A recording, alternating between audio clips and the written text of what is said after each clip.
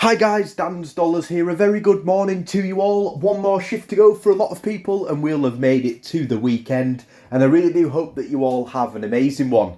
So episode 3 of Close Up Coins went up earlier on in the week and you will have until midnight tomorrow to get those answers in. You can either answer on this recap video or on the video that went up a couple of days ago. For those of you who have already entered, definitely do just double check, go through them all again. They are all going to quickly come up on the screen for around 10 seconds time, and then they'll all come up a little bit longer without me talking in the background so everybody can concentrate. So if you want to play along, all you need to do is comment the numbers 1 to 5 in the comment section below, and then next to those, which commemorative 50p coins do you think these are close-up pictures of? The clue is that these are all circulated 50p coins, there is no trick questions, and all of them are currently in circulation still today.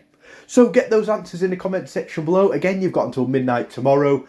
The answers for this game and also the Els Games giveaway prize draw will both take place on Sunday, and there are some prizes up for this game as well for whoever does manage to guess them all correctly. If more than one person does guess them all correctly, we will go to that lucky ball to get ourselves a winner. If you're not too sure, just have a go anyway, have a little guess, and we'll see all of the answers and see how many points everybody has got on Sunday. You will get 1 point for each of them that you get correctly, a maximum 5 points in total. Number 5 is definitely a difficult one.